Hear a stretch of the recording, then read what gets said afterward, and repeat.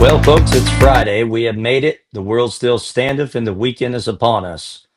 I thank God that there's great things going on. Even in the midst of tragedy, there is great things going on. President Trump is cracking down on crime. I hear it's coming to Chicago, and I heard that they're coming to St. Louis, right across the river from where I live. And I say, bring it on. Come and make our streets safer. Isn't it funny how the radical left keeps telling us that they're the champions of free thought? Oh, yes, they're liberating your mind. That's why they censor what you can say online, punish you if you quote scripture, and fire you if you don't chant their slogans loud enough. Nothing screams freedom of thought quite like being told exactly what you're allowed to think. Postmodernism claims to smash the old chains of truth, tradition, and God. But what do they replace it with? New chains, forged in the fires of woke ideology. They wave the banners, power to the people, equality for all, justice now. But behind the mask, it's the same tired trick every tyrant in history has pulled. Stalin promised bread, Mao promised equality, Pol Pot promised purity. And what did they deliver? Empty stomachs, mass graves, and broken nations. The radical left today plays the same con. They pick out a few real problems, problems with racism, poverty, and inequality, parade them like trophies, then slip in a truck full of hidden agendas. They don't want to free your mind. They want to own it.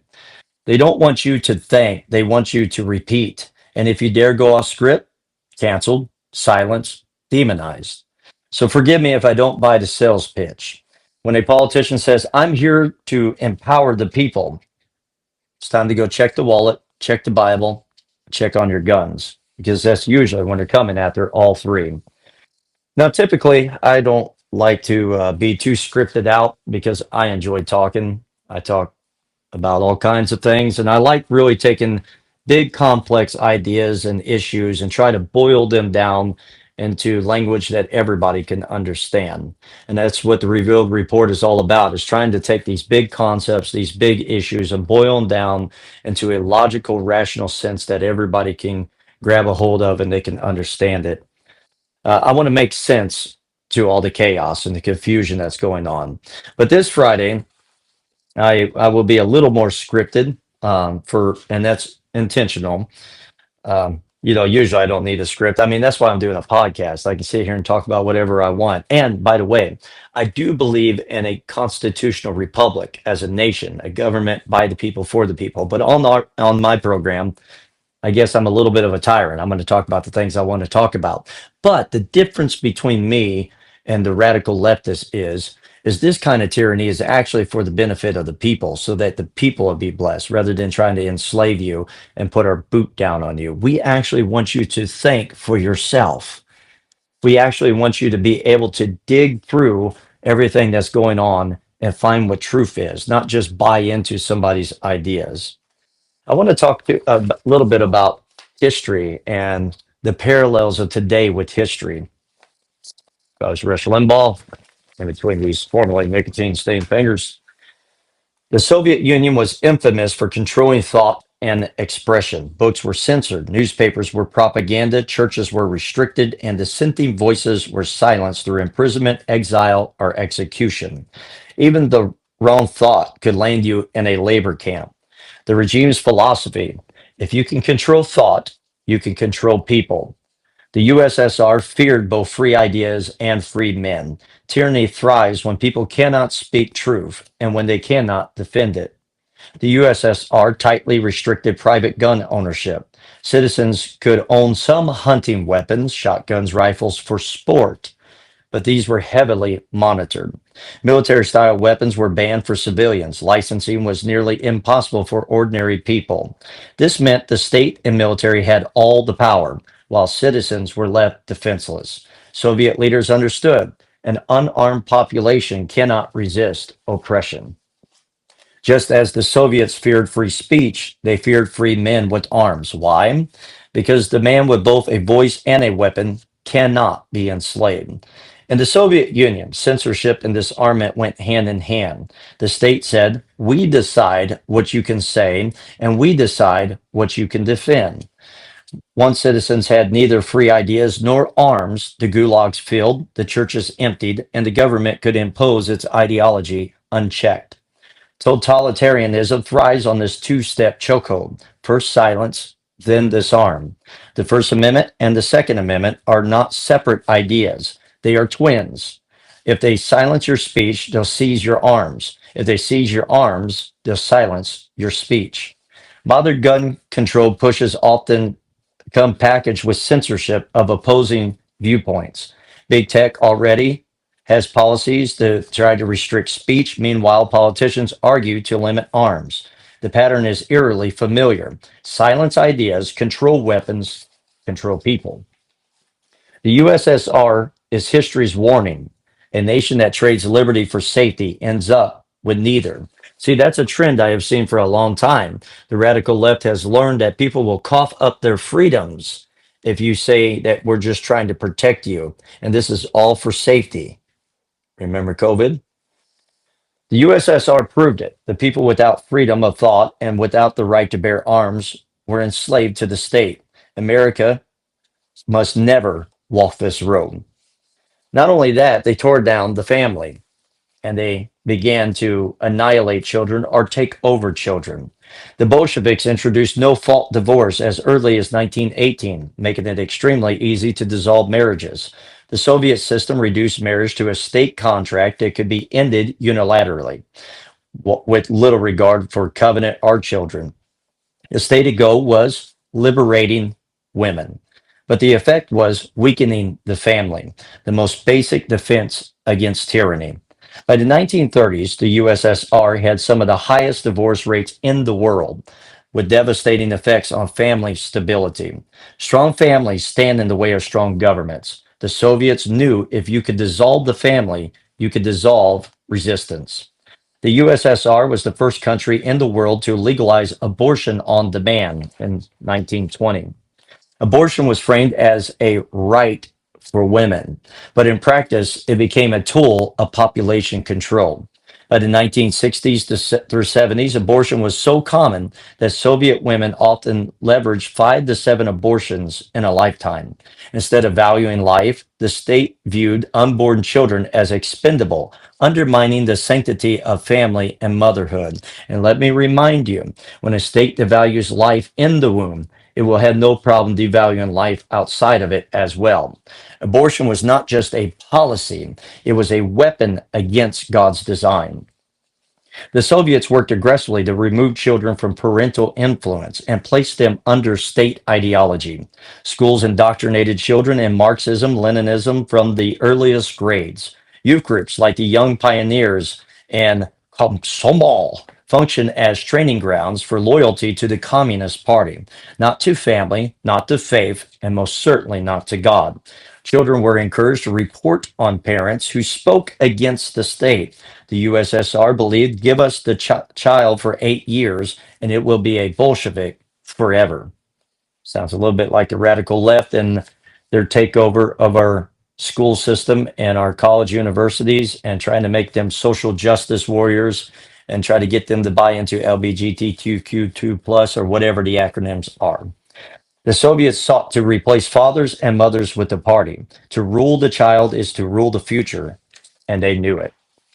Today, we see echoes of those Soviet type of policies. No fault divorce became law in the US in the 1970s, unleashing a wave of broken families.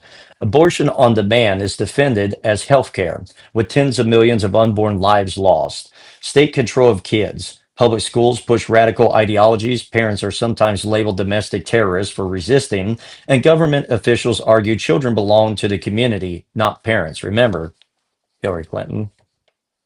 It takes a village. The USSR showed us that when government replaces God and family, destruction follows. America must choose. Covenant families are broken ones, life or death, parents or the state. Let's talk about Mao's China for a little while. We find after the communist takeover in 1949, Mao's regime confiscated firearms from the population. Private gun ownership was outlawed, ensuring only the state and military had weapons. This disarmament was crucial to Mao's ability to suppress uprisings and silence resistance. Like the Soviets, Mao understood that an armed people cannot be enslaved. This armament was step one toward dictatorship. The Cultural Revolution from 1966 to 1976 was designed to eliminate old ways of thinking, old ideas, old culture, old customs, old habits. I mean, it was the cancel culture of the day. Religious institutions were closed, Bibles destroyed, pastors and priests jailed. Schools taught atheistic Marxism, erasing history and rewriting truth to fit communist ideology. Where have we seen that before? American history revisionists? Big character posters were used for propaganda, controlling thought and crushing dissent. Mao waged war on the mind. He knew if you could erase truth and rewrite history, you could raise a generation loyal only to the party.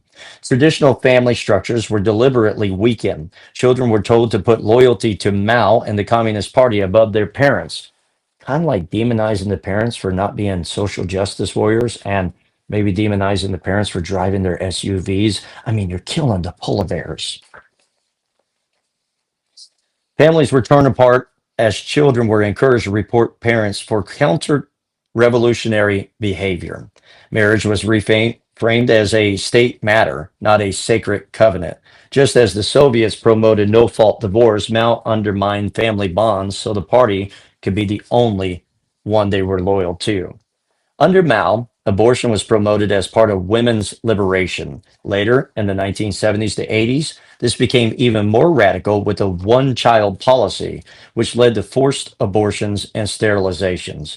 Children were seen as state property to be engineered for the party's purposes.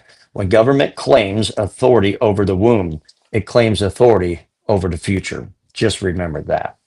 The infamous Red Guards, teenagers and young adults, became Mao's enforcers, humiliating teachers, destroying churches, and persecuting anyone who clung to old beliefs. Loyalty to Mao was presented as higher than loyalty to family, faith, or God. Generations grew up indoctrinated, stripped of independent thought, taught to worship the state. Mao understood control the children and you control tomorrow. The Cultural Revolution turned kids against parents, just as modern ideologies seek to separate American kids from biblical truths and from the founding of our great nation. Disarm the people, break the family, destroy life, rule the children, silence ideas. It's the same playbook, always been and seems to always be.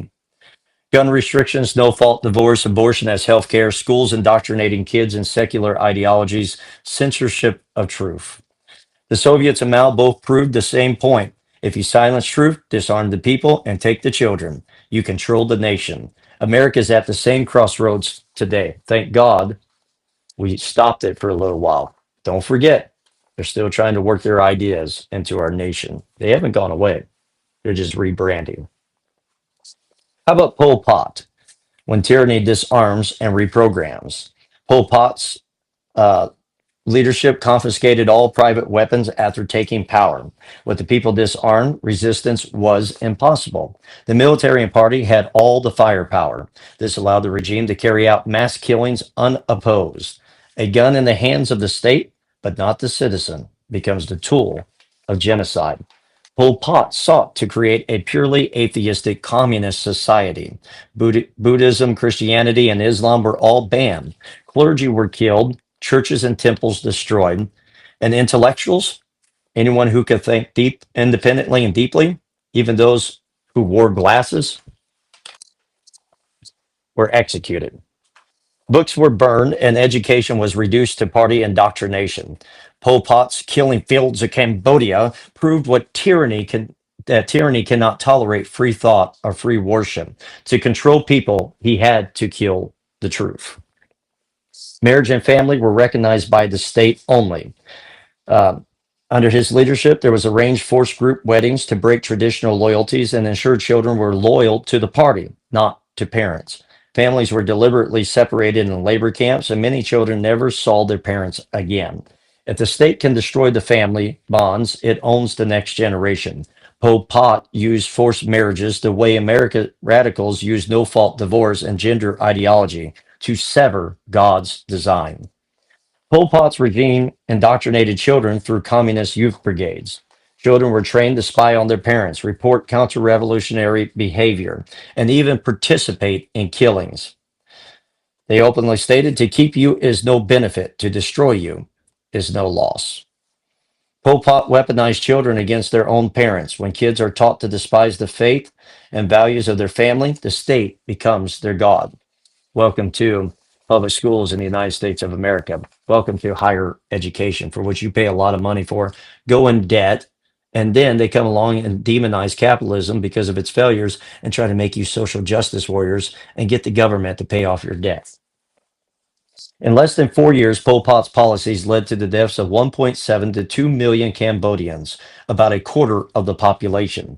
This is why we have to stop it before it ever truly sinks in. Victims included the educated, the religious, ethnic minorities, and anyone who resisted. With no guns, no family unity, no church, and no freedom of thought, the people were powerless to stop it. The blood-soaked killing fields of Cambodia stand as a warning. When you disarm a people and destroy their faith, you pave the way for slaughter. Just look at the formula. Disarm the people, erase religion and family, control the children, rewrite truth, rule by fear and blood. History speaks with one voice. When government replaces God and family, the result is death.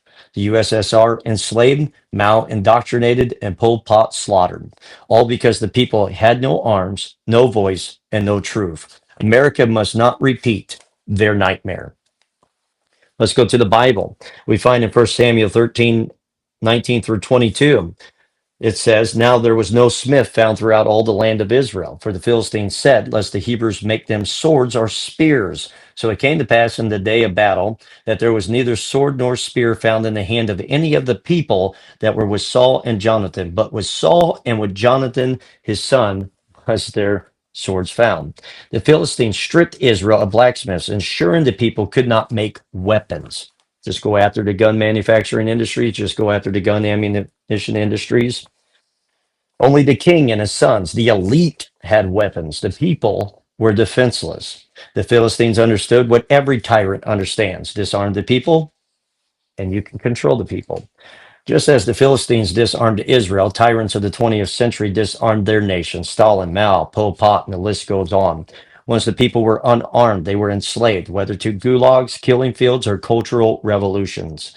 Today, modern globalists push the same strategy: weaken the family, silence the church, and disarm the people.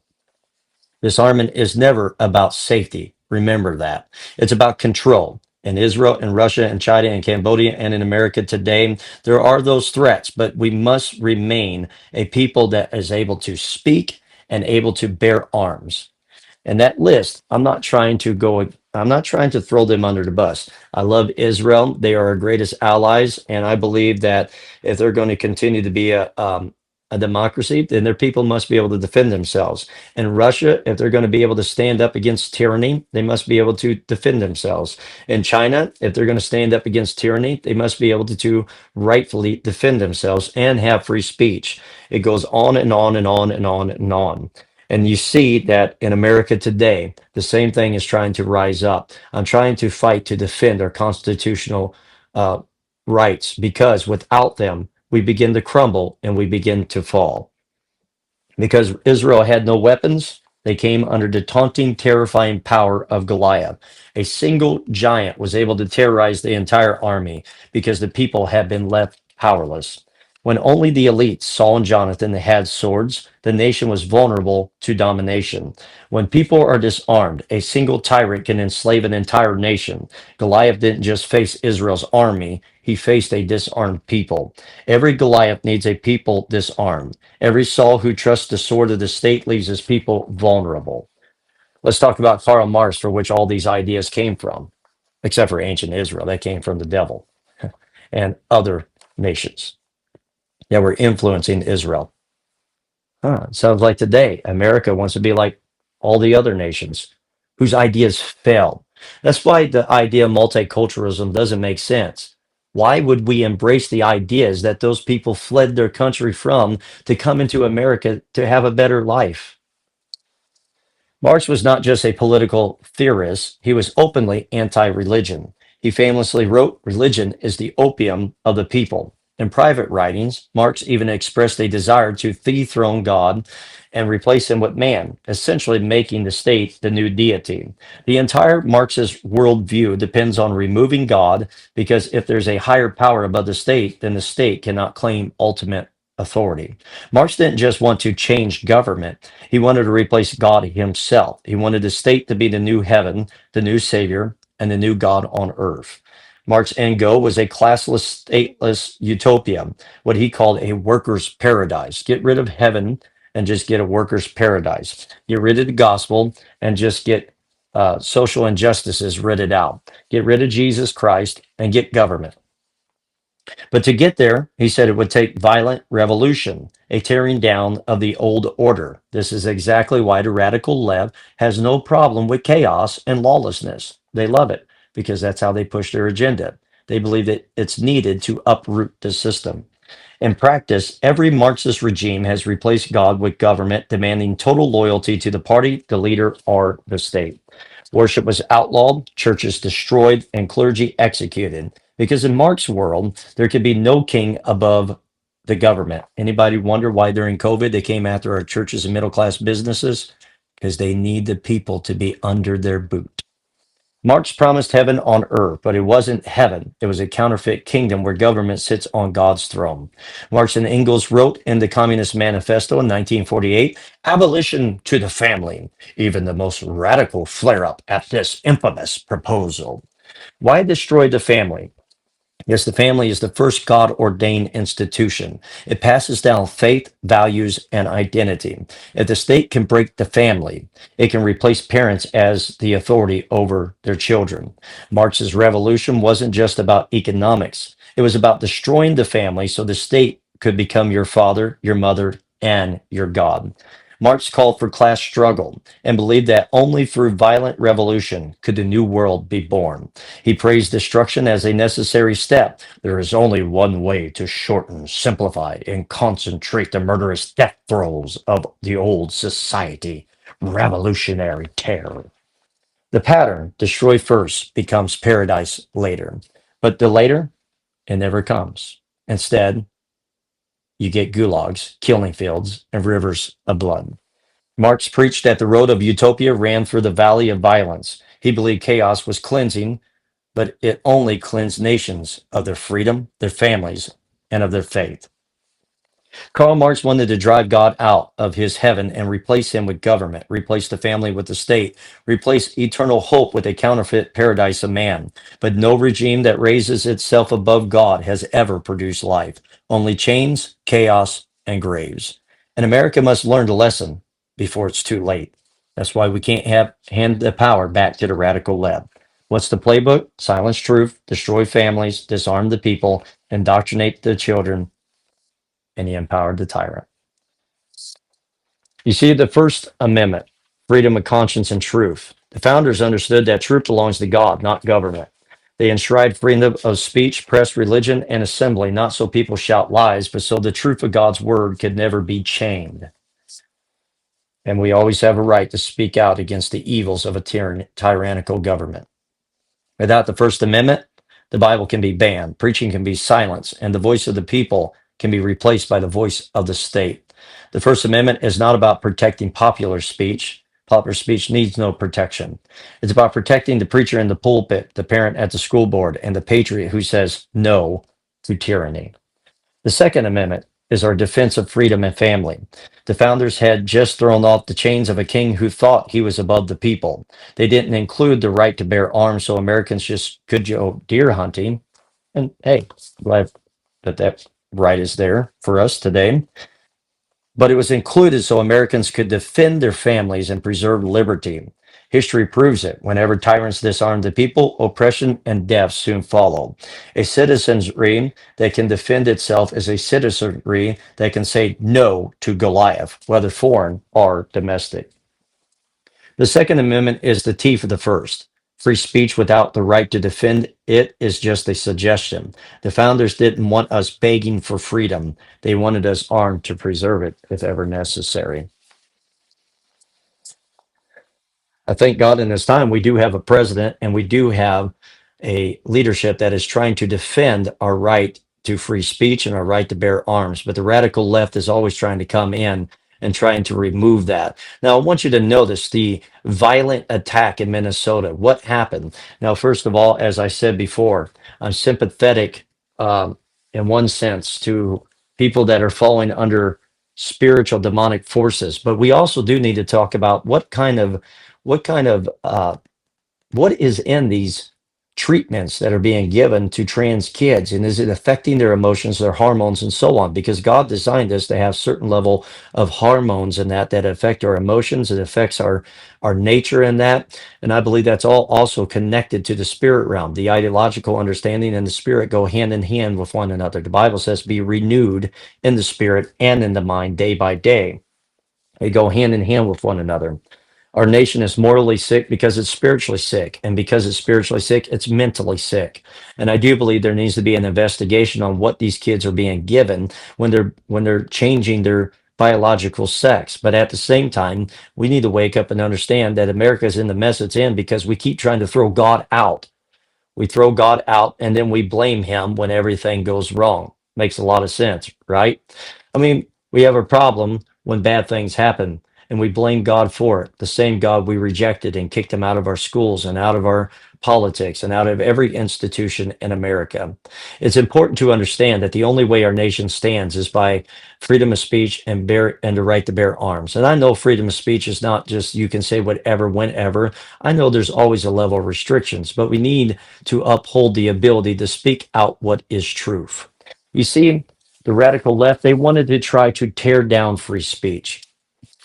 Here I'm holding some records of how they did it. FBI created the Foreign Influence Task Force, FITF, in 2017 and said it works closely with private sector partners, including platforms like Facebook, to counter foreign influence operations. I mean, because we know Russia was colluding in the elections and helped Donald Trump win because Trump is a Russian spy trying to tear down America. Platforms held reoccurring briefings with federal agencies ahead of the 2020 election. In House testimony, Twitter's former head of trust and safety said he had regular meetings with the FBI, DHS, CISA, and ODNI on election security and potential hack and leak scenarios. Facebook publicly said an FBI warning influenced its distribution decision on the New York Post Hunter Biden story in October 2020. It reduced reach while awaiting fact checks. The FBI warnings were part of the broader pre election coordination on foreign interference risk. Ain't it amazing? They always wear a mask like they're out to protect you. When really all they're doing is trying to slam their hidden agendas right down your throat. Election Integrity Partnership, the EIP, was stood up July 26, 2020, 100 days before the election, to triage election related misinformation reports and interface with platforms. EIP states it partnered with CISA in 2020 so that the CISA could help route reports and provide authoritative information to social networks. Authoritative information. What does that mean? What they choose for you to hear. CISA launched 20 rumor versus reality. Should have started with CNN and PMSNBC. Rumor control effort and published guidance on disinformation tactics. CISA's 2020 statements describe that work and point to its rumor control site used throughout the election period. What's that mean? Hey, Facebook, you got to silence those people on the right because they might win the election. You see, the radical left is just like all the ancient tyrants. They want to control speech. They want to control your ability to bear arms. And let's look at this hideous shooting that took place in Minneapolis. Where did it happen? Notice the shooter picked out the most vulnerable. Take the Smiths away, take the swords away, lead the people vulnerable, and you can control them. He didn't pick somewhere where they were full of arms. He picked somewhere where they were disarmed. And then he began to reap havoc. And you want to talk to me about how this is a gun problem?